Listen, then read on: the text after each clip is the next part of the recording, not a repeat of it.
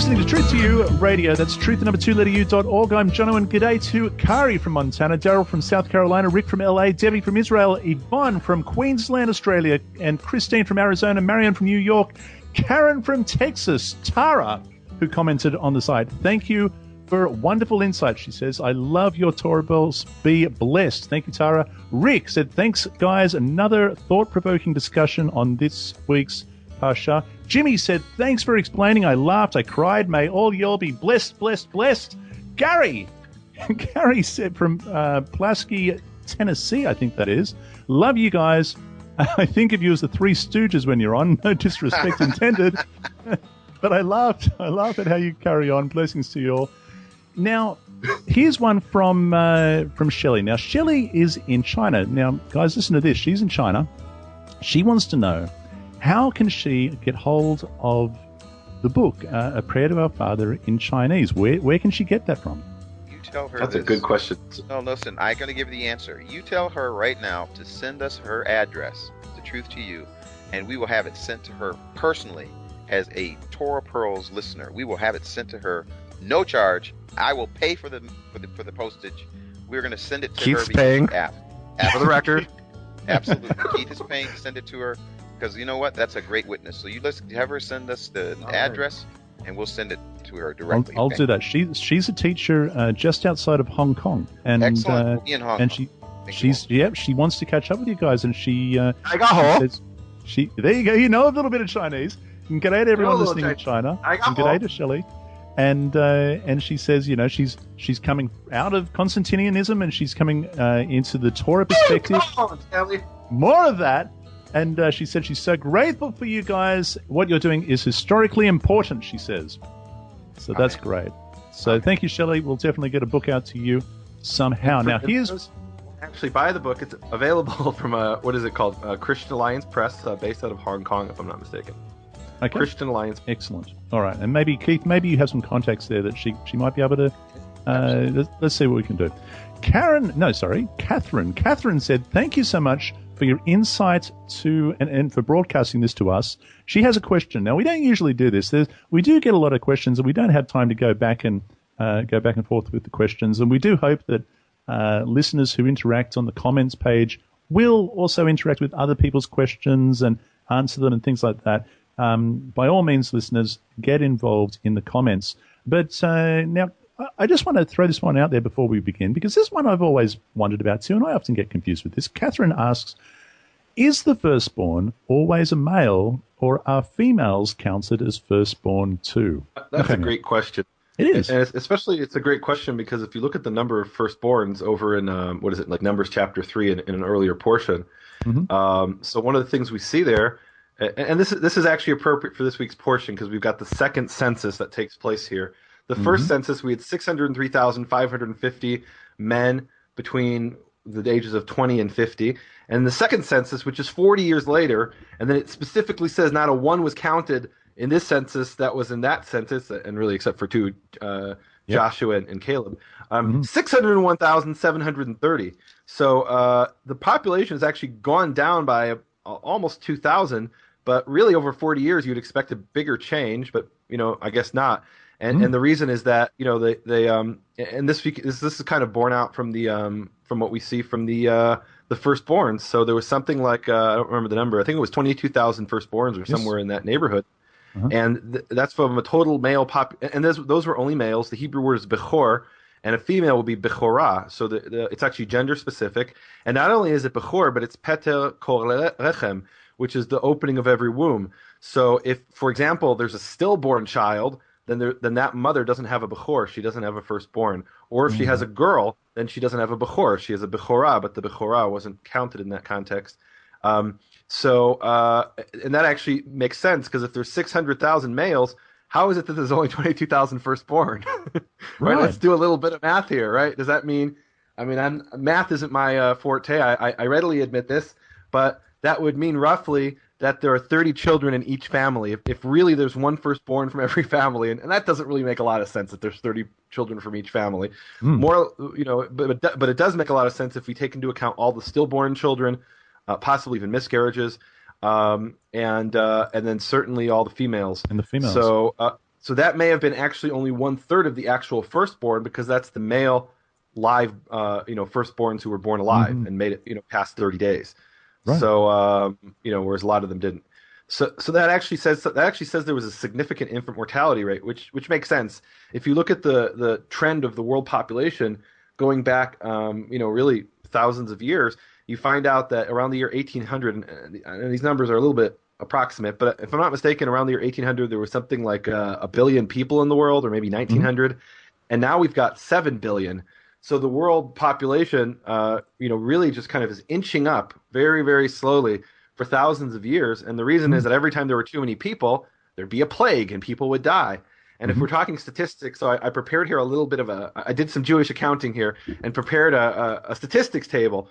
I've got like all these charts and diagrams, and so we've got 603,550 when they come out of Egypt in Numbers chapter 1 and 3.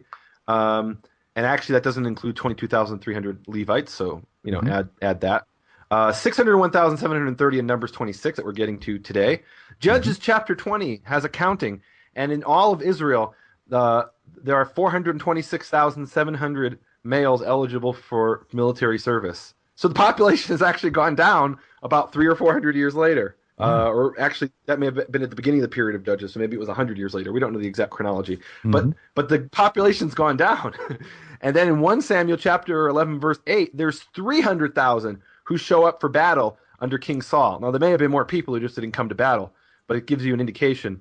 In 1 Samuel chapter 15, 4 chapters later, there's 200,000 that show up for battle. And then there are two censuses that are mentioned from the time of King David. One of them is 2 Samuel 24:9. It puts the population at 800,000. And again, this is males who are eligible for war. And 2 Chronicles 21:5 puts the population at 1.1 million.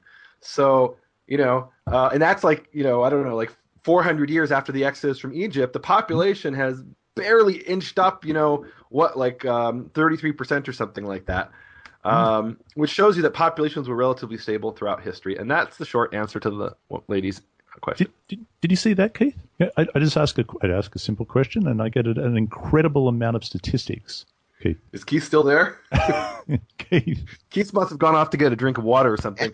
But, it's funny that... Keith, stop playing with the buttons on your computer screen. There's the mute button. Leave the mute button alone. I didn't know it went to mute. I'm listening to everything that's going on. I figure I can actually go to the store and come back between a question and an answer. There's actually... Well, look, Jonah wanted to do 5 episodes of Q&As, and I'm like, well, that'll take forever. But anyway, one on each book. But one of the interesting things is there's actually a song by one of my favorite Israeli bands called Hadag Nachash, which means the fish snake, and it's called Shirat HaMisparim, the song of the numbers. And the song goes, Ani asupa misparim kol hayom kamo kol haYehudim. I'm engaged with numbers all day like all the Jews. And then he spews out like all these different numbers. The whole song is just a series of statistics. Very good song, Hadag Nachash. So, and it comes from Scripture. Listen, by the way, Keith, did you know it's time for Torah Pearls? Pearls from the Torah. I've got a shout Pearls from the Torah portion with Keith Johnson and Nehemia Gordon. Hey, listen. I didn't do my shout out. I want to do a shout out to Russell over in Antarctica who listens. I know, Russell in. Hey, get this, Keith. Russell in Antarctica, right at the bottom of the world. There he is. Isn't he at the top of the world? Where are you? That's so. No, why is Antarctica at the bottom of the world? Wouldn't that make it the top? You're so northern centric. I mean, come on. Hang on, now I'm really confused. Yeah. Wait, who's to say that Antarctica is the bottom of the world? Maybe it's the top of the world. Just turn the globe upside down. It could be. I'm surprised from somebody from Australia to say it's the bottom of the world, but I guess you're the land down under. Look, here I am hanging on for dear life, upside down all my life, and now you want to mess with my head. Keith, what's going on? So I'd like to give a shout out to Miriam and her husband that are down here in Florida. I'm in North Carolina, and what I love about Miriam is she's her and her husband were about to listen to Torah Pearls, but she's been awesome because right before I went to Israel for about a month or so, she would call and she would speak to me in Hebrew, and that really was a blessing for me. And so I want to appreciate my pseudo Hebrew teacher Miriam. I need to get back on that again. Okay, now today we are in Pinchas, Numbers 25:10 to 30 verse 1, and it begins like this. Now, Keith, I'm a little bit upset with the people who divided up the Torah portions. I mean, if Really? I was doing it, well, honestly, I think I would have started it in chapter 25 from the beginning. I just kind of, it kind of feels like we're coming in halfway through. So I'm just going to go back and fill everybody in. Is it okay if I do that? I think it's a good idea. It's a cliffhanger. It's really a cliffhanger is what they did. They learned this from American television, the people who broke up the chapters. It's like, when Fonzie like jumps over that massive thing in his motorbike, and then boom, the episode's over, and you're like a whole week you're sitting there. Is Fonzie going to land and get killed? Or is he going to make it? Yeah, that's what the Torah portion is.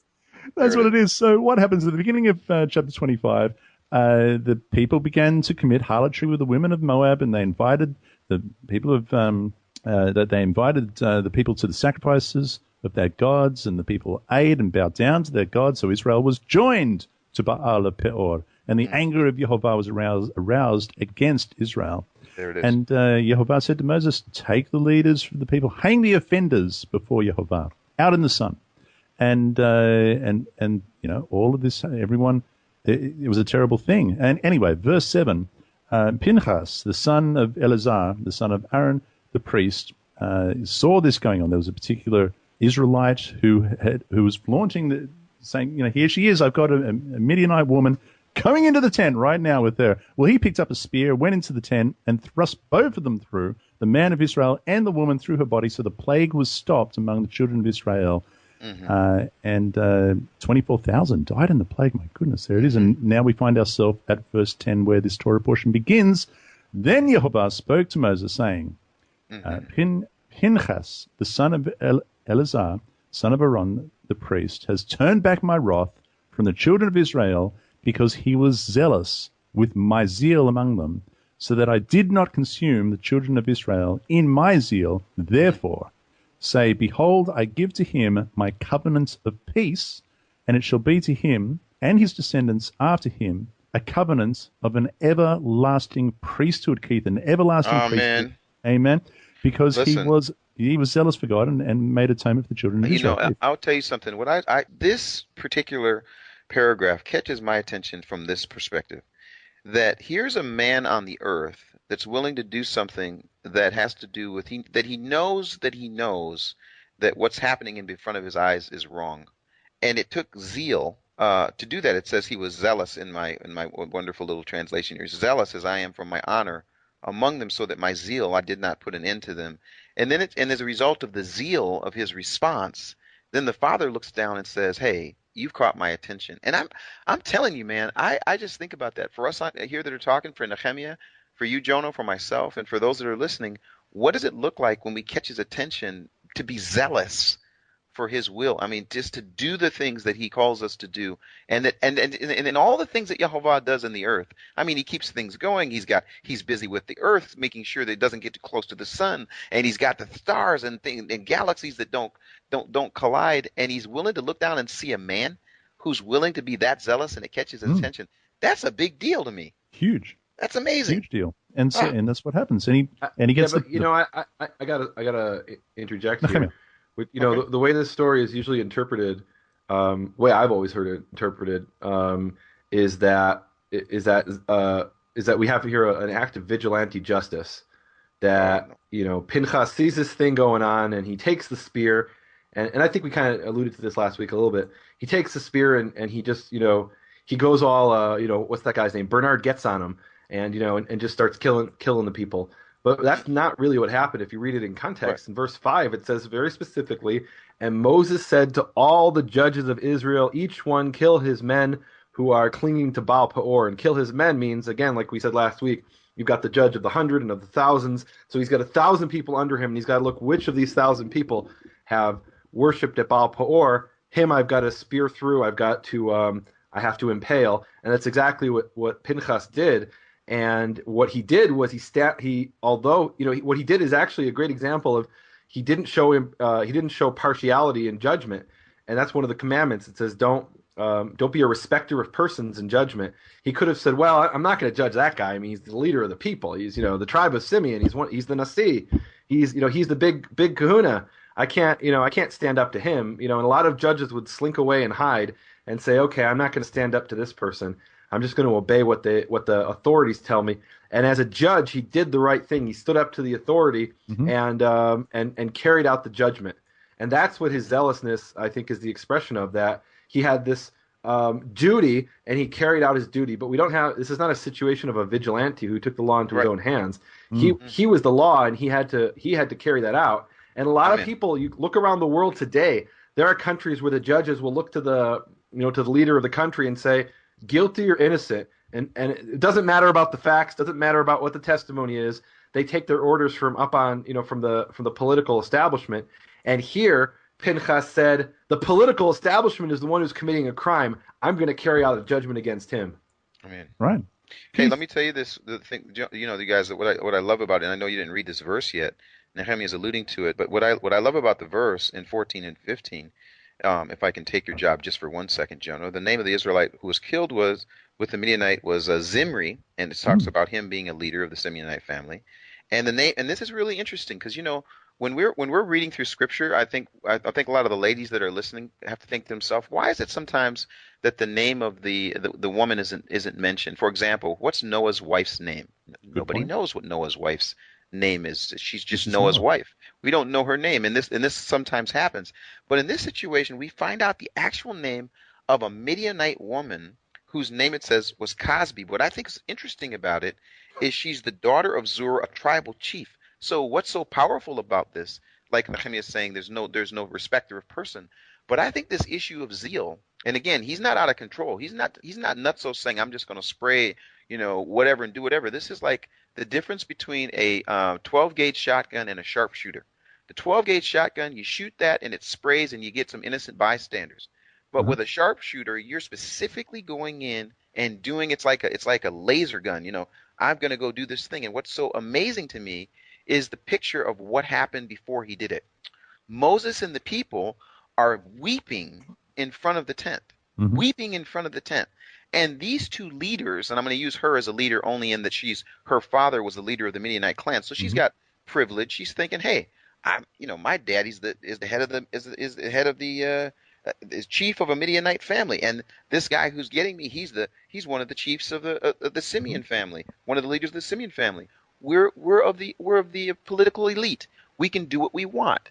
We don't care that you're weeping. We're on our way to go do our business. And Phinehas is able to focus in on that, at this sharpshooter sort of mentality, and takes them out. And I'm saying that's the thing that caught my attention. I think that's the thing that caught Yehovah's attention. He didn't respect. There's no respecter of person.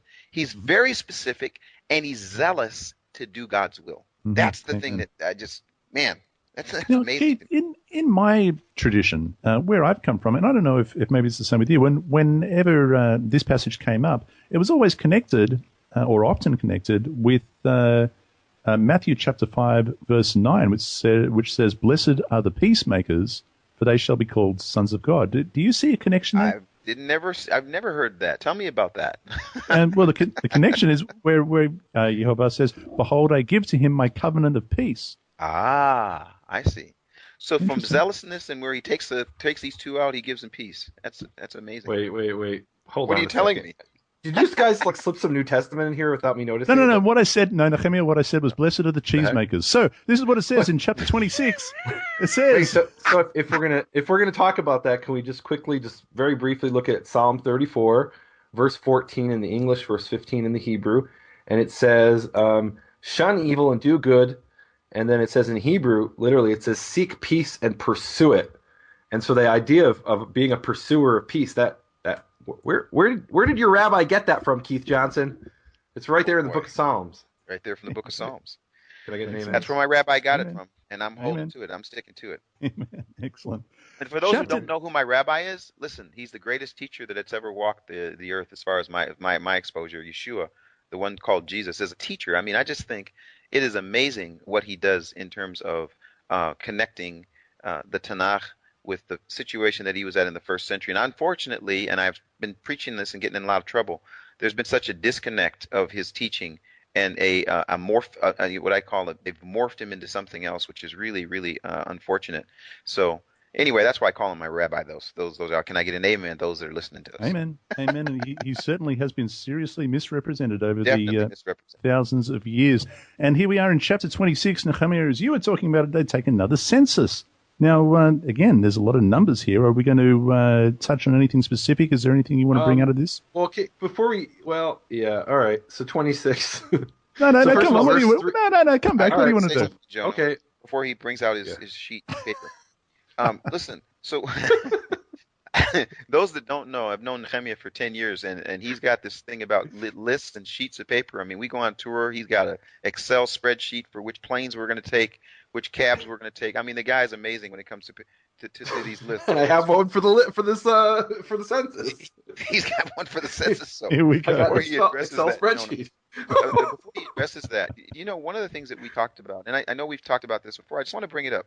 The issue of age, and the issue of age for the Levites, the issue of age for those that are fighting, and this issue of age as it pertains to the census. And I think this is kind of cool, because it says here in verse 2, take a census of the whole Israelite community by families, and then it says, all those 20 years old or more who are able to serve in the army.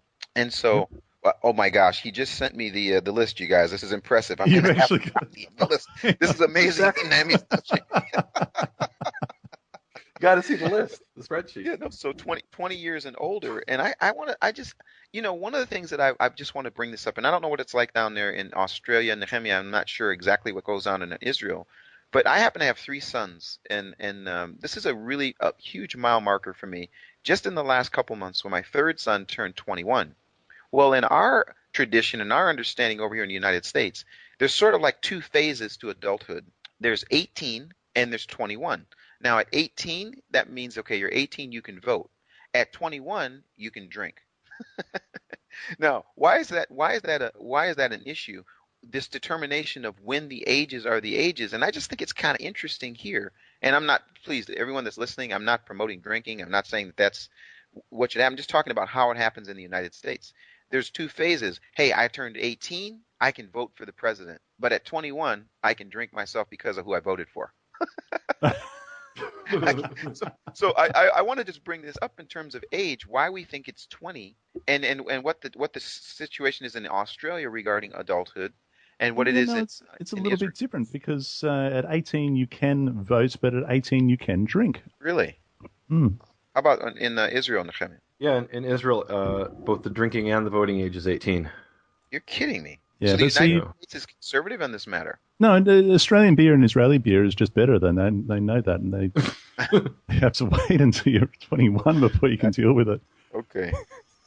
And that's why I think it's so amazing when I'm driving down the street and it says, please drink responsibly. And they got some hard, some Mad Dog 2020 or Jim Beam whiskey, and says, please drink responsibly. And I'm thinking, how do you do that when you're 8? Anyway. Well, I'm told that in Italy that if you stop at a gas station, you could there's a bar there and you could buy a drink. Now, whose idea was that? Yeah. Is that right? Hey, I got to point out 2 things in chapter 25 before we go to 26. And the first one is the name of this princess, and she's a princess of Midian. She's the daughter of the Nasi, of the leader of Midian, of one of the clans of Midian, and her name is Cosby. And Keith Brown says it Cosby. That's like because of Bill. But it's Bill Cosby. It's actually Cosby, and Cosby, her name means liar, from the word kazav, liar. Really? And I think that's really interesting. Yeah, and she's using deception to draw the Israelites into their idolatry, and this method where you go out and a woman will use her sexuality to draw someone into a false religion. So there's actually a term for that from the 60s, and they call that flirty fishing. And that's exactly what the women of Baal Peor did. They went out and they were flirty fishing. They were drawing the men in, as fishers of men, so to speak, with flirtation. And that's how they drew them into their idolatry. And we find out later that was actually something that Balaam told them to do. We find that out later on in the book. It's not mentioned here, but it's mentioned later on. That was his advice. He's like, okay, I know how you could defeat Israel. You got to draw them away from their God, because as long as their God's protecting them, you got no chance. So how do you draw them away from their God? Draw them to another God, and you can use your ladies to do that. Second point I want to make is verse 19 is a really and maybe this is different in the English. I got to check now because I don't know. So verse 19, the last verse, and Keith, do you have a Hebrew there that you can pull out, Keith, and open up to and absolutely and tell it? So can you read us verse 19 in Hebrew of 1 second Numbers here. 25? I've got to open up my. It's so rare that I get a chance to open up my Hebrew. You're gonna be Bible. my witness. Okay. Okay. Hold on, just a second. So we're in chapter 25, verse 19. And what's interesting is that we don't have, if I'm looking right here, and you check with yourself, Jono, we've got 17 and 18, and we don't have 19 in so you actually English. don't have a 19. So that's interesting. So this is pretty cool. So chapter 26, verse 1 in English is actually 2 verses in Hebrew, chapter 25, verse 19, and chapter 26, verse 1. And now the English has kind of got it right in a sense, because these 2 verses are really a single verse. And I think that's what got the whole King James people confused. And why do I say they're a single verse? Every single verse in the Bible ends with an accent mark called sof pasuk. It's also called siluk. And sof pasuk means end of verse. The only exception, and it's not the only exception, but here is an exception. Numbers 25:19 is not the end of a verse. Numbers 25:19 ends with what accent mark, Keith? Etnachta. Etnachta, which is always marking the middle of a verse, and then 26:1 That's the middle of the verse, ladies etnachta. and gentlemen. Yes. So the chapter ends in the Hebrew text in the middle of a verse, and then in the middle of the verse you have a space, and that's called piska be'emsa pasuk, a paragraph in the middle of a verse, and that happens. It's not the only place it happens. It happens in other places too, and essentially it marks a transition into a new section. But essentially 25:19 has to be read connected to 26:1 because it says, and it came to pass after the plague, end of chapter in the Hebrew, and Yehovah spoke to Moses and to Eleazar, the son of Aaron, the priest, saying. So I guess that point is kind of lost on the English readers because they, if you look at the JPS, for example, you will see it's a Numbers 25:19. But in most of your English Bibles, you just have 26:1, and you miss out on all that subtlety and nuance. So I freaked out before because, Keith, I thought for a second there, I thought Nehemiah was quoting the New Testament. Yep. I was Numbers sure. 25:19.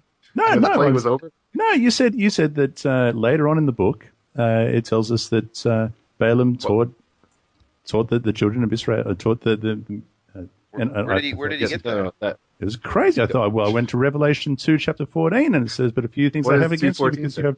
It says because you have there those who hold the doctrine of Balaam, who taught Balak to put a stumbling block before the children of Israel to eat things sacrificed to idols and to commit sexual immorality. And I thought, my goodness, Nehemiah is quoting from the New Testament. I can't believe it. Well, that's amazing. So first of all, there's nothing wrong with quoting from the New Testament, but that's actually not where I'm quoting from. I'm actually quoting from, there's a number of places that refer to this. Numbers 31, verse 16. Yeah, so can you read that?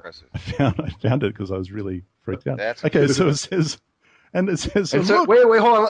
Okay, read it. Yeah, go ahead. I'm going to go from 15. And Moses said to them, have you kept all the women alive? Look, these women caused the children of Israel through the counsel of Balaam to transgress against Jehovah in the incident of Peor, and there was a plague among the congregation of Jehovah. There we go. There it is. So this is when they have the war against Midian, and what we can.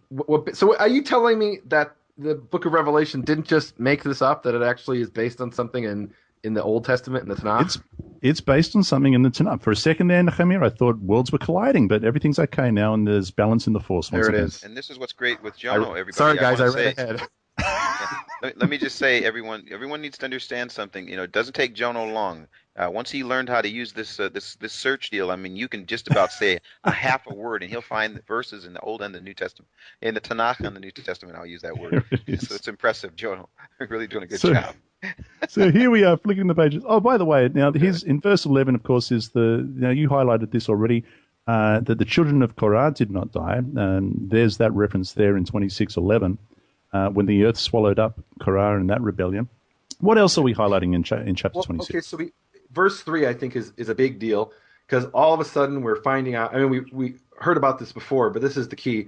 We're now in the plains of Moab by the Jordan next to Jericho. Mm-hmm. So this is now, we've gone, they're no longer wandering through the desert. We're already now, and we saw this a couple portions ago, but we're being reminded, the first census, that was out in the desert 38 years ago, and now we're at the end of this period of the 40 years, really after 38 or so years from when the spies were sent. because they'd already been in the desert for a bit when that happened. And now at the end of the 40 years, we're in the plains of Moab, and here's the census. Here we're going to find out how many people are left. And we've got all the statistics that you've got there in the Excel file that I sent you that hopefully you'll post on your website or I've got it. people can share it. Okay, and we've got the little chart of how some of them went up and some of them went down, but basically the population was pretty stable, right? So I mean, you've got I don't know, Reuben went down and Simeon went down like big time, but then for example, I don't know, Zebulun went up and Issachar went up and Judah went up. So I mean, but it's more or less stable, the population, roughly speaking, which is borne out by the final number, 603,000, 601,000. Males in that mid-range. So, but I think what's important is verse 64, and maybe we can skip ahead to that. Let's go there. So, can I just, before we do that, I do want to say for those of us that, again, when you look at this Torah, and we're reading through this Torah, I was speaking about this yesterday, Nehemia and Jono, and I was just again talking about the significance of the Torah. Yesterday, I'm sorry, ladies and gentlemen, we're actually taping this just after Shavuot, so I'm gonna let the cat out of the bag there. But the reason this is important is that this idea of the Torah being given to God's people, and this Torah having everything in it, including this kind of information. Well, the thing that Nehemia just said that I think sort of kind of slips it in, I think it's really, really significant what he said, is that when you're reading, and especially when you get into books like the Book of Numbers, for me, when I've read that, so at times I'll kind of get reading and maybe get my mind fading off here and there, and just in this one little verse is a really, really important thing. Now I'm going to say it again because I think it's that important, that when we're about to take the census, the second census, why are they taking the second census now? It says they're at the plains of Moab, that they're by the Jordan across from Jericho. Well, where we would have caught us a little bit more attention is if they would have said this. It would have said, so on the plains of Moab, by the Jordan across from Jericho, that's what it says. But if it would have said, so on the plains of Moab, just at the spot where they can look right across the river and see the promised land. And I know we talk about that later. We're going to get to that when Moses does what he does. But this is kind of slipped in Numbers. In the census section. I mean, so for me, that's a good point. It gets me very excited because I'm like, wait, so he's like, okay, we're about to go over here, and before we do that, let's count the people. I want to count the people. Right, and then also they're counting them because there was just a plague. It's like okay, it's been 40 years and we just had a plague. How many people are left? And actually, that's not so bad. I mean, they have roughly the same population as they had 40 years earlier, despite this plague and a whole series of plagues, actually. So they're actually doing pretty well population-wise. Now, let me get this right if I can, but just before we get to 63, 64, in verse 52, it talks about dividing the land according to the size of the tribes. I thought, correct me if I'm wrong, but I thought it was divided by lot. How are we to understand this worked out? So what the lot determined is which tribe got which section. But then, for example, if you had 40,000 people, you'd get twice as much. It wouldn't necessarily be twice as much acreage because if it's desert, well, desert isn't worth as much as right, exactly. Desert isn't worth as much as the fertile land on the coastal plain, where there's abundant water. So it was based on the number of people, but then once they determined, okay, this tribe has this many people, so they need a lot of desert or a medium amount of fertile land, and nobody really wanted the desert, even if they were getting a lot of it, and that's what the purpose of lots was, to decide, okay, who gets what, who gets the more fertile, because Israel actually has 5 distinct climatic zones, and some people would even count them as more than 5, and so that's the reason that they did the lots. There it is. So let me read from verse 63. These are those who were numbered by Moses and Eleazar the priest, who numbered the children of Israel in the plain of Moab by the Jordan across from Jericho. But among these there was not a man of those who were numbered by Moses and Aaron the priest when they numbered the children of Israel in the wilderness of Sinai, for Jehovah had said to them, they shall surely die in the wilderness. So there was not left a man of them except Caleb, the son of Yehunneh, and Yehoshua bin Nun. I got something to say. Now, you guys, I wasn't going to say it, but I'm going to say it. I'm going to leave the farm here for just a second. Oui. So I'm looking at this first section of the plague, and you guys, I mean, this might sound really, really weird, But the fact that we end the chapter that way makes me almost wonder if they weren't about 24,000 over that were left that needed to be gone before they went into the land. In other words, that the plague happens for what it happens. The plague happened when it happened. But what does it say at the end? It says not one of them were left. And what did he tell the people? These are the ones that are going in the land. So were these the 24,000 that were hanging on that were just before they went into the land? You've completely left the farm. No. So what he's saying is those that died, are they the ones that... I'm not saying that that's the reason, but what I'm saying is it possible, though? Is it possible that some of those of the 24,000, and again, just this sort of arrogance that's taking place. Here Moses is there, he's in front of the tent of meeting, he's with the people, they're weeping, they're crying, they're doing this, and there's this arrogance. The kind of arrogance that's kind of we've seen as in the desert. So I'm not saying, like I say, that it was that, but certainly by the end, he makes sure to let us know there were none left, as I said there would be none left before they went into the new land.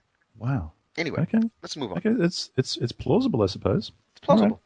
27 and chapter 27. This is the inheritance laws. Now, this is again. This is why Catherine's question was kind of relevant, I suppose, to this Torah portion. Chapter 27. Then came the daughters of Nehemia. Quick, how do we pronounce that? Slofchad. Thank you. Slofchad. There's a whole lot of names here. Nehemia, do you want to read this part? Hey, can we talk about a name that we kind of skipped over, which was Pinchas, which is a really strange name. And the reason I say it's strange is that there's a rule in biblical Hebrew that every word has a three-letter root. And there are certain letters that you just know grammatically aren't part of the root, and sometimes letters are added that form different structures. But Pinchas doesn't have a three-letter root. It has a four-letter root, which tells me that it probably is a foreign name. This may actually be an Egyptian name.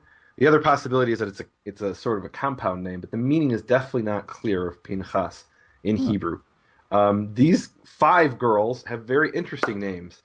Let me read this to you. And the daughters of Slofchad, the son of Hefer, the son of Gilad, the son of Machir, the son of Manasseh, of the family of Manasseh, the son of Joseph, came close, and these are the names of his daughters: Machla, Noah, Chogla, Milka, and Tirza. And those are really beautiful names. We got to stop for a minute and talk about those names. Remember, we had the Midianite princess whose name was Cosby, which means liar. But then we have these 5 girls, and one of them's name is Milka, which means princess. And I think that's pretty cool. So we go from one princess to another princess. And the first 3 names have to do with dancing. So Machla means from the word mechol, which means to dance in a ring, that is to dance in a circle. If you've ever seen, how they do the Hava Nagila, that's kind of like a throwback to the ancient Israelite dancing, where they dance in a circle or a ring. So that's Machla, is the ring dancer. And we've got Noah, which is the name of my niece, by the way. Hey, Noah. G'day, Noah. Noah. And by the way, that's distinct from Noach, which is, in English, Noah, the guy who made the ark. This is Noah which doesn't have the ch at the end. So Noah, which means to sway or to shake, and again, having to do with dancing. And then we've got Chogla, which is from a root meaning to hop around. So we've got dancing in a ring, swaying and shaking and hopping. And then we've got Milka, princess, and Tirza, which means lovely. So those are pretty cool names. The first 3 have to do with dancing, and I bet you that's because when Slofchad had those girls, he just started dancing. He did the happy dance, dancing, and swaying and shaping and hopping around, and then he had his lovely princess. Nice. But anyway, so those are the names. And they stood before. Thank you. They stood before Moses, before Eleazar the priest, and before the leaders of all the congregation by the doorway of the tabernacle of meeting, saying, "Our father died in the wilderness." Keith, there it is. There it is. He died at least, but he was not in the company of those who were gathered together against Jehovah, in the company of Korah. But he died in his own sin, and he had no sons. Why should the name of our father be removed from among his family because he had no sons? Give us a possession among our father's brothers. So now Nehemiah. Verse 5. Yeah. So Moses brought their case before Jehovah. Once again, is this not another example? This is the 4th example. And just to remind the people, we had the man who cursed Jehovah in Leviticus 24, Numbers 9 with the second Passover. We had the man who was gathering sticks. I think that was in the last Torah portion, if I'm not mistaken. And here's the 4th time where Moses doesn't know what the commandment is. Somebody approaches him with a question. He doesn't know what to do, and he brings it before Jehovah.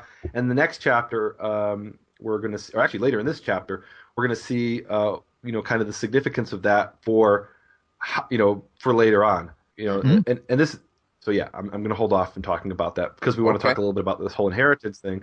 So let's just call a spade here, okay, guys?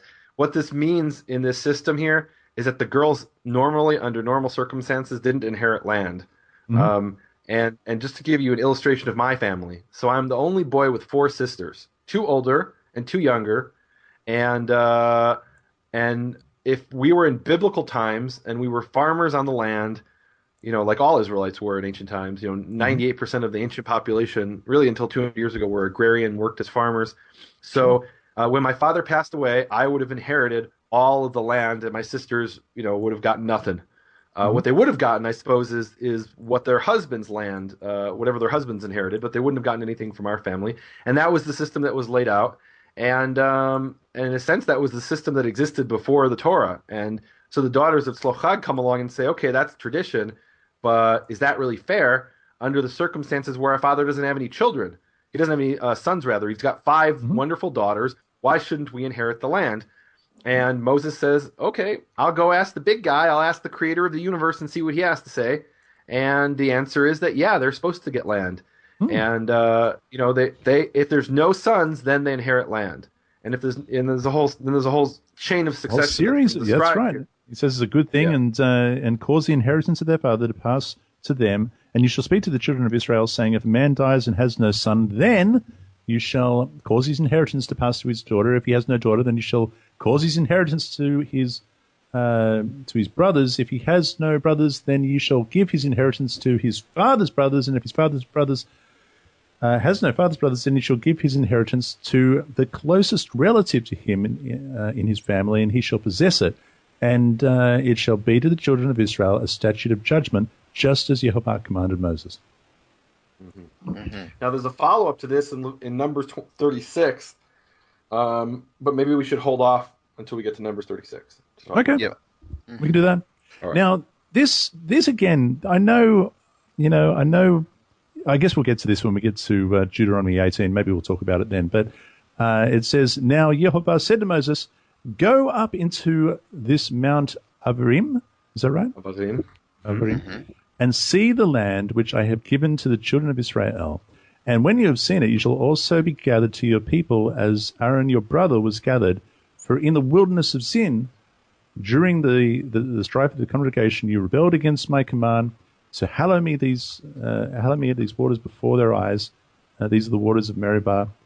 And there it is, Jonah. Yep. It says, the reason he says is because you disobeyed my command to honor me as holy before their eyes. And we talked about this a few weeks ago. That's regarding right. What happened. Was he confused? Did he not know? No, he disobeyed the command. There it is. To honor them as holy before their eyes. There it is, right there. Well, it doesn't say why he disobeyed, though, which is what I was trying. Nehemia is going to continue to give him Moses a pass. The bottom line is that Moses didn't do what Yehovah called him to do, and he's Moses is the only human being, according to Scripture, who spoke to Yehovah face to face. Everyone else, we're told, were spoken in a vision or in dreams or at some kind of prophetic trance. Moses is speaking face to face with the Creator of the universe. He's awake, and he's the only one that in all of history, according to Scripture, according to Deuteronomy 34, that we'll get to, that happened to. And you're telling me that he disobeyed him. There's got to be a reason. I gotta. I don't like to put words in their mouth or try to figure out what's going on, but here we've got to. There's got to be some kind of psychological reason why Moses disobeyed the Creator of the universe, who spoke to him face to face. And you're just saying, well, he did it, and you're right, he did it. But I think there's something deep in his psychology. In Exodus, we saw how he's relying on the staff. He's got the staff who, God says, stretch out your hand, and he stretches out the staff. We saw that in Exodus. So there's like seeds that are planted early on for this pivotal moment in his life. And, and he's a stutterer. There's all these reasons. God says, I'm all of a sudden speak to the rock. And he's like, I'm supposed to speak to it, but I do so well with the stick. So I'm sticking to my story. I think it makes sense. Despite this, we know he disobeyed. But I want to know why he disobeyed. Here's what I'd like to get one word in edgewise. I want to use the very thing that Nehemia said. He's the only man in the earth that spoke face to face. Now, in speaking face to face with the Creator of the universe, Do you think that when he walked away, he was confused? Did God really mean this, or did he mean that? I think it's exactly No, I think he understood, but in that moment when he had to actually carry out the commandment, here's the thing, and this is something that, my father once said this, and I think he was quoting some ancient rabbi. I'm not sure what his name was. My father once said, "The spirit is willing and the flesh is weak," and what he meant by that is, look, there's people who dedicate their entire lives to sin, who have chosen a lifestyle of sin, and that can't be compared to somebody who in a moment of slips up in sin, because everybody sins, and that doesn't excuse their sin. Moses' sin is not excused here, but he didn't dedicate his life to sinfulness. But he's held to, as we've spoken to before, he's held to a much higher standard. Oh, right? Absolutely. He's held to a very high standard. But the point is, I don't believe, and this is where we may depart, Keith, on our, the way we see this. I can't believe, as long as we depart in peace. Moses stood there and said, he lifted his hand up in the air and said, "God, you told me to talk to the rock. I'm going to do what I want. Forget you. I'm going to hit the rock." I don't believe that's what happened. I think Moses somehow, in a moment of weakness, from all kinds of different pressures that were on him, must have just been weak. And although his spirit was willing, can I get an amen? His flesh was weak. I reckon in a moment of frustration, Keith, I reckon he improvised. Okay. And that's why he got in trouble. I'm going to call Nehemia Dr. Gordon. He's gotten into the psychology of Moses, and he is now going to give a new syndrome called the Moses syndrome. And then I'm gonna say, okay, so be it. But let me just say this: I think what's really amazing about this, as we're about to go to the next part that I'm really excited about, is that he reminds Moses again, and I think this is something that I've had to do with my own sons. There will be a situation that will come up that there was a certain consequence, and they understood the consequence, and I understood the consequence, and we even ahead of time knew what the consequence was, and then some months later, something comes up that they want to do, and this is probably in their earlier years, and they'd say, "Well, remember, I want to do this," and I'd say, "But remember, here's why we're not doing that anymore." And then we go back to the situation that happened. So I'm not sure all of that. I just know what I think is kind of interesting is that he makes sure that he reminds Moses, "Do you remember what it was that took place and why it is that you're not going into the land?" And then he goes on to explain what's happening next. So I think there's something to that, but let's move on.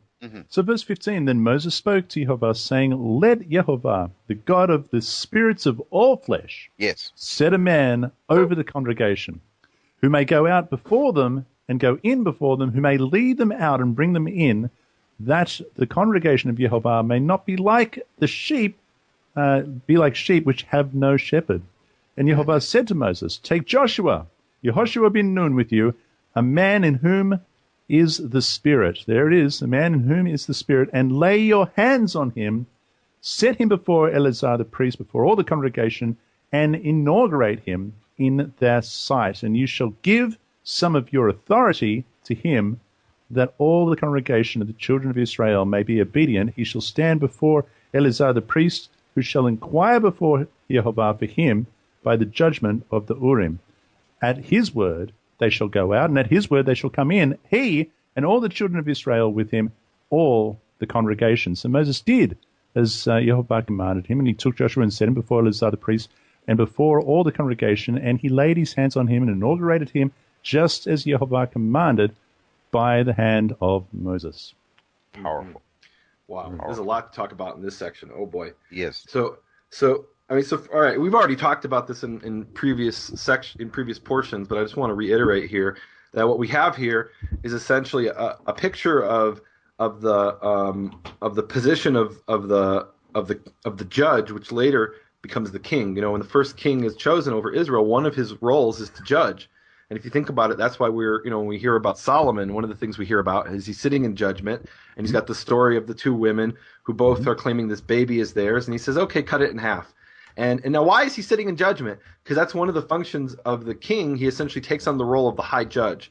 And Moses had that role of the high judge. He, we saw this in the story of Jethro. Jethro comes to him and he says, "Look, you're judging the entire nation, 3 million people from morning until evening. You've got to have somebody help you." And so he sets up this whole hierarchical system, judges of 50s and hundreds and thousands. But Moses is at the top, and when he doesn't know what to do, we saw what he does. When he doesn't know what to do, he goes and he asks Yehovah. And that is a system that is now being extended beyond the life of Moses. It's now the authority is being handed over to Joshua. And Joshua, well, what is he supposed to do? He doesn't speak to Yehovah face to face. So what he gets to do is to ask the judgment of the Orem. And that's the key here. In verse 21, ask the judgment of the Orem. Now, what are the Orem? Now, we talked about them very briefly. I think we mentioned this back in Exodus 28, verse 30, when the breastplate of judgment was being made, and there it says, and you shall take or you shall place on the choshen of Mishpat, the breastplate of judgment, the Urim and the Tumim, and they shall be upon the heart of Aaron when he comes before Yehovah, and he shall bear the judgment, and Aaron shall bear the judgment of the children of Israel upon his heart before Yehovah continually. Now Aaron, when he dies, is replaced by his son as high priest, who is Eleazar. And that's exactly what it says here in verse 19. He shall stand before Eleazar the priest, before the entire congregation, etc. in verse 21. And before Eleazar the priest he shall stand, and he shall ask the judgment of the Orem before Yehovah. So Joshua, although he's a prophet, although he was given authority by Moses and placed in charge, he still has to ask of the authority. He still has to ask of the Urim and Tumim when he doesn't know what to do in matters of the interpretation of Scripture, and that's something that we see again in Deuteronomy 17. And I know we're going to get back to that. So Deuteronomy 17, I think, is one of the key passages in the Bible. It says, "When a matter is too difficult for you for judgment, etc." It talks about going to the Levitical priest and the judge who will be in those days, and those essentially are the two roles: the high judge. But the high judge himself has to go and ask the Levitical priest through the Urim and the Tumim, and this is essentially the system that's been set up in the Torah. Now, what's happened is the rabbis came along about 1,500 years later, and they say, well, we don't have a high priest with the Urim and the Tumim, so we take that authority for ourselves, and whatever we say goes. You're required to obey us. And they've actually applied Deuteronomy 17 to them. If you read in rabbinical writings, they quote those verses as the source of their authority. But if you look at Ezra Chapter 2, this is one of my favorite passages, Ezra Chapter 2. It's a very obscure verse, and it talks about these Kohanim, these priests who don't, they can't show their lineage. They can't prove that they're priests.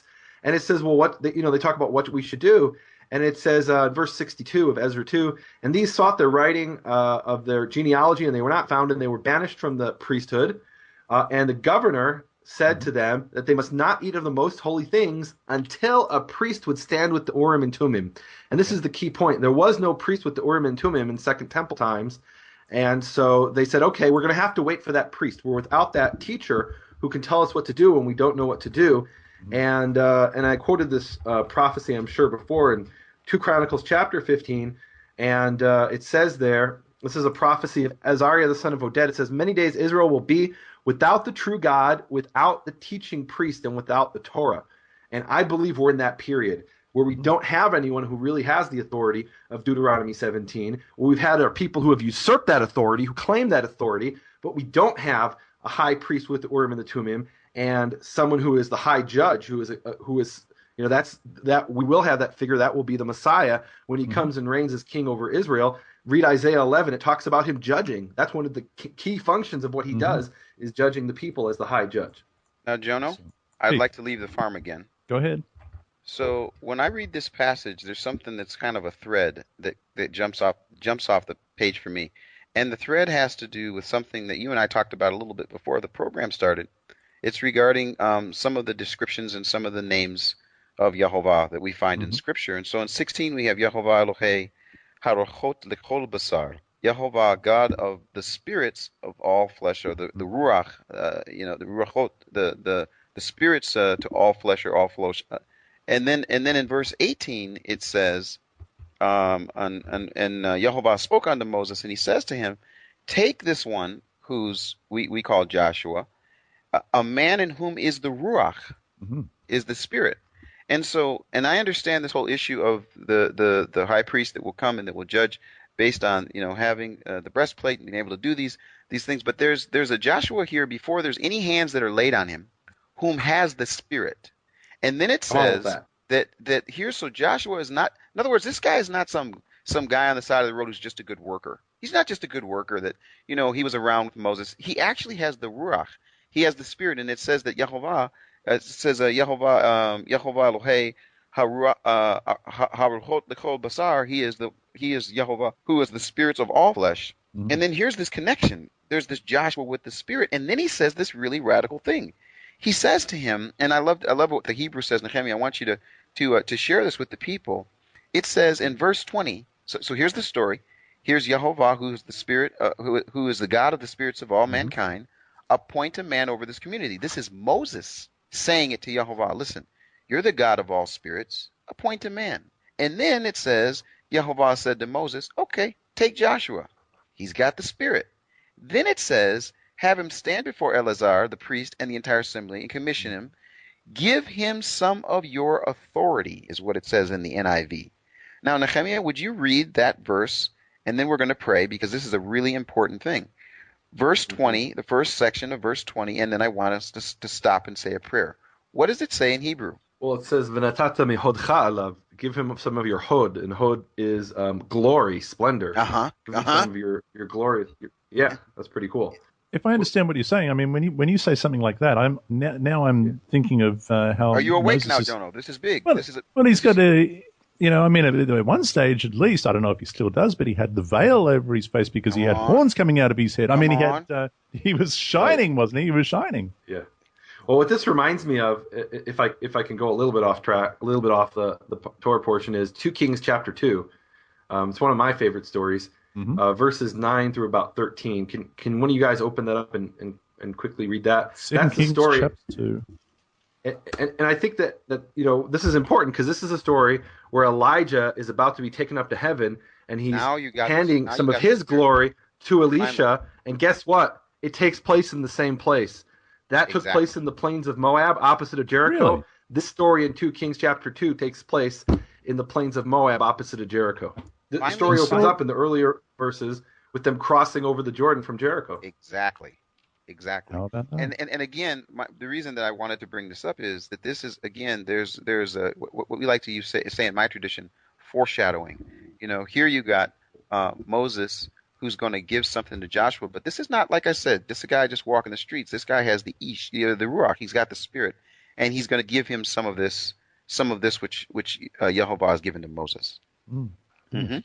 You want me to read this? Yeah, can you read verses like I don't know, 9 through 13 or so? Yeah. And so it was when they had crossed over that Elijah said to Elisha, ask, what may I do for you before I am taken away from you? And Elisha said, please let a double portion of your Spirit be upon me.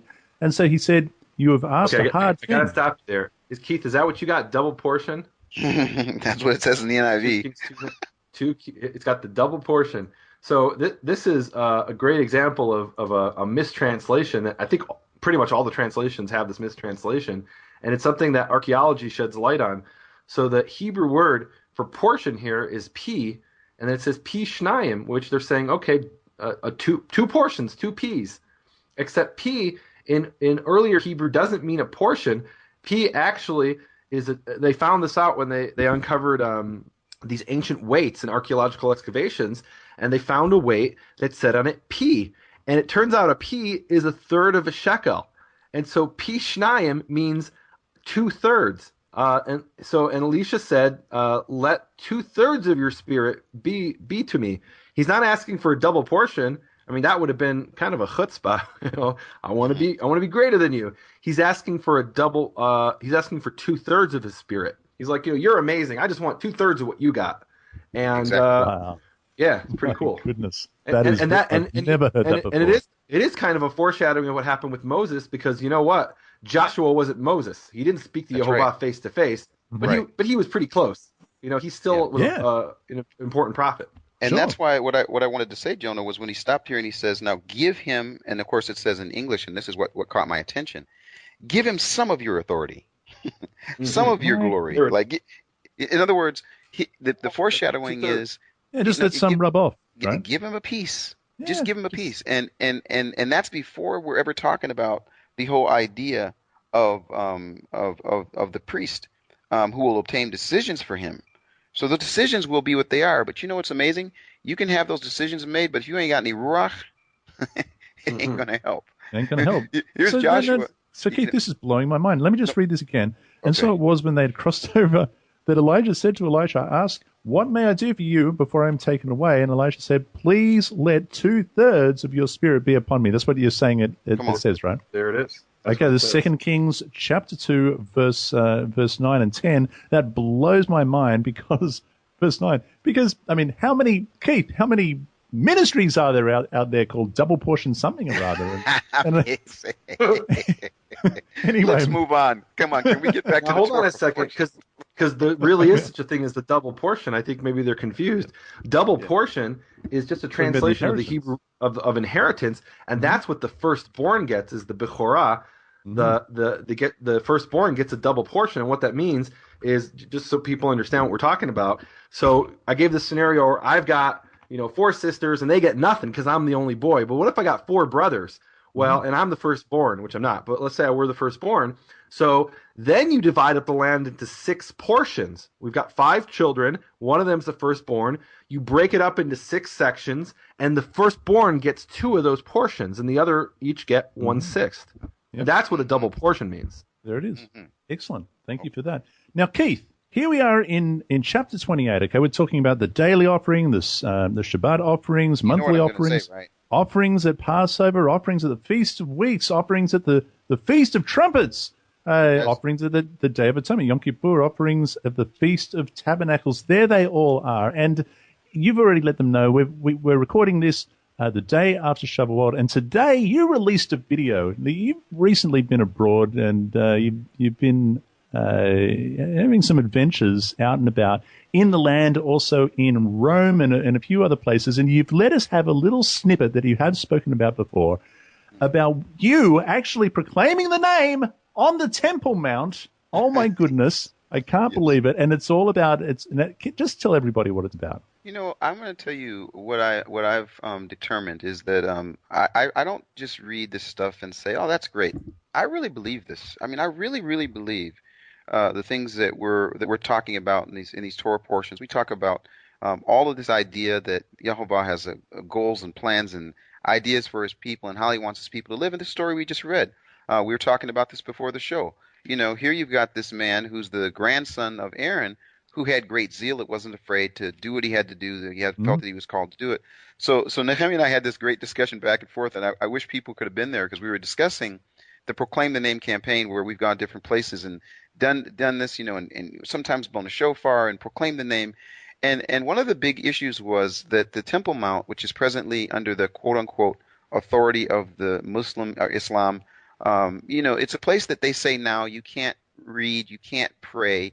If you go up there, you've got 2 hours on certain days that you can go. And the line itself to get to the Temple Mount, and I'm not kidding about this, if you stand in line normally to wait to get to the Temple Mount, you will stand in line sometimes for more time that they actually have available to get up there. So if you don't get there in time, you stand in line just for them to say you can't go. Wow. So what I did is I actually had a Muslim man who got me to the front of the line. And I said, I've got to do something really radical. I got to go to the top of the Temple Mount and proclaim that the earth is Yehovah's and the fullness thereof.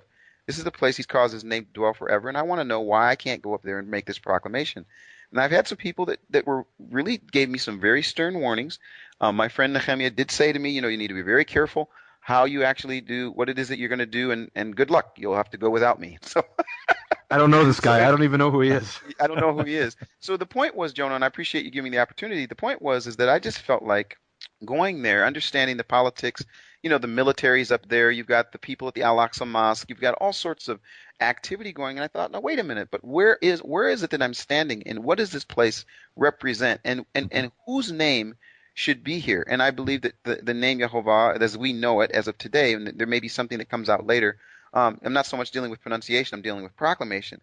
Proclaiming his name on that place was my way of saying, you know what? I'm going to trust the fact that it is his name, and I'm going to go and run into his name and let it be the place of a protection for me. So I took my video camera and set up my tripod, and the military was looking at me, and some Muslim folks were looking at me, and even the guy that was with me, I had him hold my bag, a Muslim man, and I stood up and I proclaimed the name. And I want people to get a chance to see that. By the time this Torah portion comes out, this Torah Pearls comes out, hopefully we will have a number of the episodes that took place that I did do on the Time Will Tell project, but one of them was to go with Muslim people to get their perspective on God's clock. So that's what I was doing, and I thought, well, since I'm on the Temple Mount, I might as well proclaim the name, and I did it. So I hope that you'll post it somewhere post it on Facebook. We'll post it on hishallowedname.com, and let people see. It's 36 seconds. It's a proclamation that hopefully will encourage people. Time will tell. That's what it's called, right? Time will tell. Time will tell is going to be the project. And by the way, this is connected to our spying out trip to Israel, because we want people to go to places that the spiritual border patrol and the religious police don't like us to go to. But Jonah, you've agreed to go with me, so sometimes we'll get shot in the butt, but it's okay because we're going to be we're going to go to places. If you do that a tough amount, it might not be proverbially. You might literally get shot in the butt. So be careful there. Excellent. Anyway, it's available on hishallowedname.com. Soon it will be available a number of places. And you know what? I think people should be encouraged, because in the bottom line is this: in the end, his name is going to be proclaimed in that spot. I'd like to reserve my spot there. Time will tell. Yes. Yeah. Are we done with the Orem and Tumim? Can we talk about that a little bit more? Because I just think that's so big. You got something else there? Go for it. Yeah. Okay. So we talked about this in a previous portion about what the Orem and Tumim are, and one belief is that it was the lights that would light up.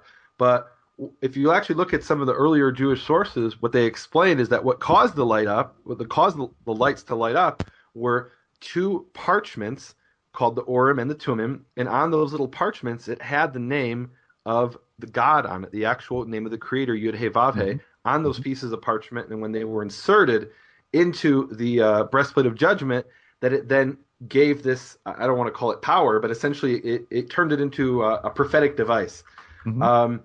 Later on in Jewish tradition, now that's history, and that's essentially people trying to explain what's in Scripture from ancient Jewish sources, and we don't really know what the Urim and Tumim were. They were something in the breastplate of judgment, but so later on in Jewish sources, they took this idea of writing the name of Yehovah, the one that Keith proclaimed on the Temple Mount, about writing that name on pieces of parchment. And one of the really cool stories that I grew up hearing, and I don't know if it's true, I kind of am skeptical, but there was a story about something called the Golem.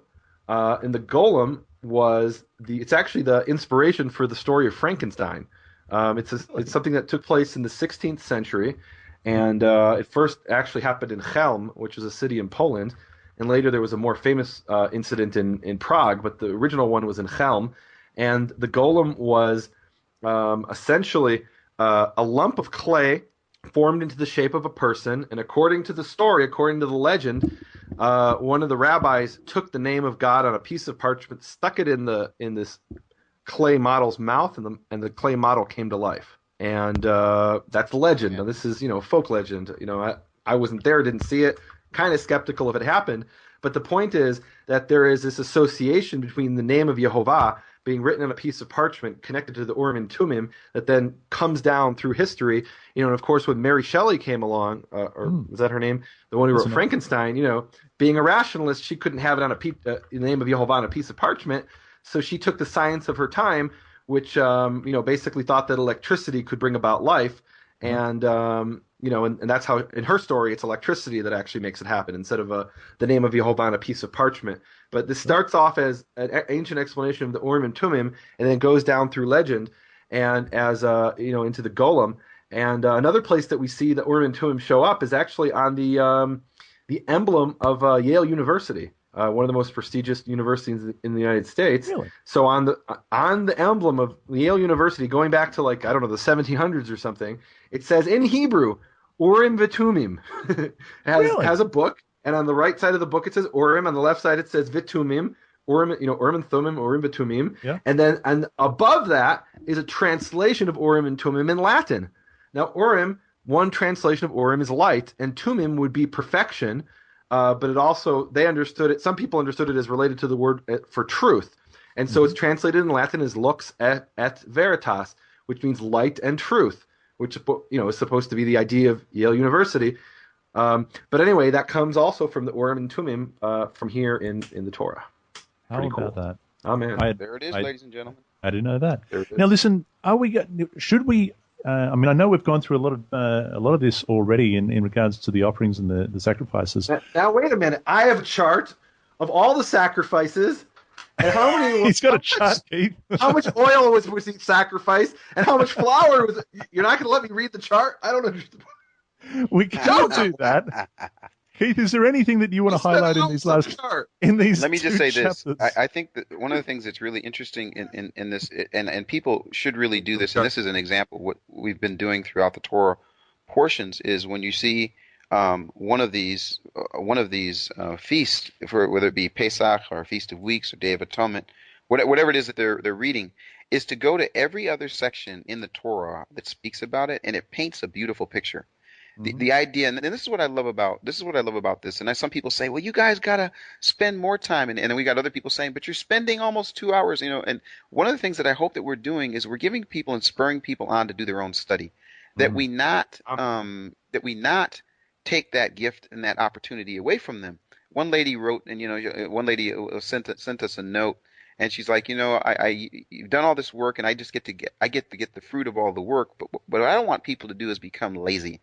I want them to learn to do the work too. And so this is just one sample. And I mean, there might be something that you guys want to talk about. I have no problem with that. But this is one example where this particular section could be a great one, where they could pray the prayer that their eyes would be open, but they would actually do the work of seeing each of these offerings. So you've got the Sabbath offering, the monthly offerings, then you've got the Passover, the Feast of Weeks. And speaking of these, then to go to every section in Torah that talks about one of these holy days or these moedim, and they will really be surprised at what they will learn from that. So we're giving them some homework, right, Keith? We're giving them some homework. I want to, before we get to the prayer, while we're still talking about offerings, I want to just coming back to the beginning of this Torah Pearls, we did talk about China.